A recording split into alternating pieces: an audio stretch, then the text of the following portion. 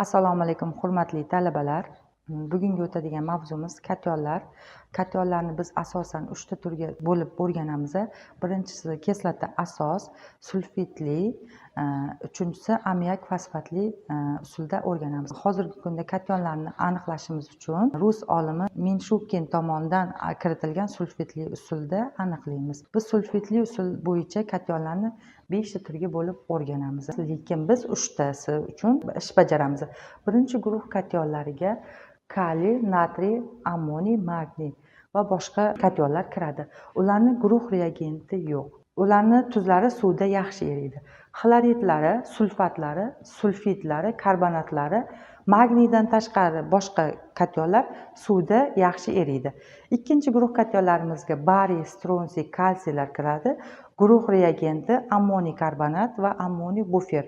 Bularni cho'kmasi oq cho'kma hosil qiladi. Xloridlari, sulfatlari suvda, karbonatlari kislotada eriydi, sulfatlari suvda, kislotalari ishqorda yaxshi erimaydi. Uchinchi guruh katyonlarimizga alyuminiy, xrom, temir 3, marganiz, kobalt, nikellar kiradi. Ularning guruh reagenti ammoniy sulfit va ammoniy bufer. Bularni temir 3 katyonni aniqlashimiz uchun biz kaliy geksanosianoferat ta'sir ettirganimizda zangori ko'k rangli eritma hosil qiladi. Xloridlari, sulfatlari suvda, sulfitlari suyultirilgan kislotada yaxshi eriydi. Bizga noma'lum berilgan mana kontrol eritma. Biz kontrol eritmadan 10 tomchi kontrol eritma olamiz. Sentrifuga qilinadigan kichkina probirkaga 10 tomchi kontrol aralashmasidan olamiz.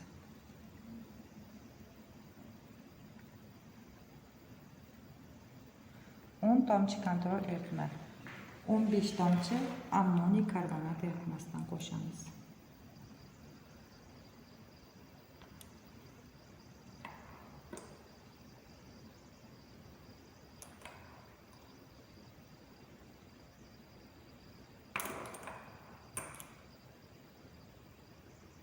Loyihalanish boshlandi, ko'rgan bo'lsanglar. Ustiga 5-6 tomchi ammoniy bufer eritmasidan qo'shamiz.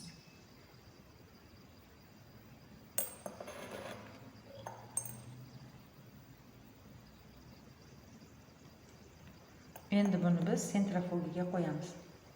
Sentrifugaga biz hozir mana bu eritmamizni nima qilamiz? Qo'yamiz. Buni 1 minutga nima qilamiz? Sentrifugaga aralashtirishga qo'yib qo'yamiz. Mana 1 minut vaqtimiz o'sha tugayapti. Hozir bu tugagandan keyin o'zi o'chadi.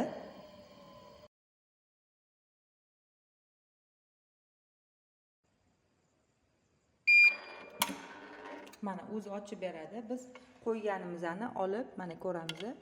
Mana qaranglar, mana bu yoqda tiniq eritma, cho'kmamiz nima qilibdi? Mana devorchalariga hosil bo'libdi. Endi buni biz cho'kma bilan eritmani nima qilamiz? Ajratib olamiz. Cho'kmani ajratib olamiz mana eritmasi bilan. Eritmasdan. Mana bu yoqda cho'kmasi, bu yoqda eritmasi. Bu eritmamizni nomer 1 deb nima qilamiz? Ajratib qo'yamiz.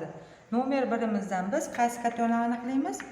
Ammoniy, kaliy, magniy katyonlarini nima qilamiz? Aniqlaymiz. Biz endi qiladigan ishimiz nima qilamiz? Cho'kma bilan ish boshlaymiz. Cho'kmaning tarkibida birinchi guruh katyonlarini qolmasligi uchun yana bir marta nima qilamiz? Sentrifugalab olamiz. Mana oddiy suv solib, buni nima qilamiz? Cho'kmamizga yuvib olamiz. Yana bir marta sentrifugalab olamiz. Hozir mana endi ikkinchi marta qo'yganimiz sentrifugadan hozir chiqadi, to'xtaydi. Bu suvni nima qilamiz? Suvni nima qilamiz? To'kib tashlaymiz.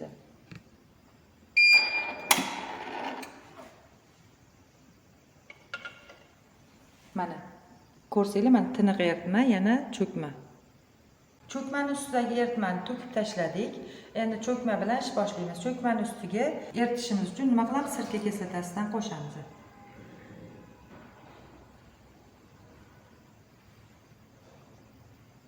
Cho'kmamiz erib ketdi. Cho'kmamiz eriganini biz nima qilamiz?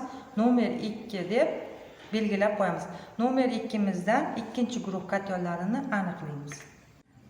Mana biz hali ko'rganinglardek birinchi guruh katyoni deb ajratib qo'ygan eritmamizdan nima qilamiz? Birinchi guruh kationni aniqlaymiz. Birinchi guruh kationni aniqlashimiz uchun o'sha ajratib qo'ygan eritmamizdan 2-3 tomchi olib, 2-3 tomchi olib, ustiga nima qo'shamiz? Natriy geksakobaltli nitrit eritmasidan qo'shamiz. Sariq rangli cho'kma hosil bo'lishi kaliy kationi borligini aniqlaydi. Ikkinchi qiladigan ishimiz, mana bu ikkinchi guruh kationi, bu cho'kma bilan bajargan ishimiz. Ikkinchi guruh kationlarida nimani aniqlaymiz? Bariy borligini aniqlaymiz. 2-3 tomchi cho'kmali eritmamizdan olamiz. Nomer 2 dan bu cho'kmamiz, cho'kma eritmasini eritib oldik. Nomer 2 mizni olamiz, 2-3 tomchi solamiz. Ikkinchi guruh kationlarni aniqlash uchun ustiga 2-3 tomchi kaliy bixromat eritmasidan qo'shamiz. Ustiga 2-3 tomchi natriy atsat eritmasidan qo'shamiz.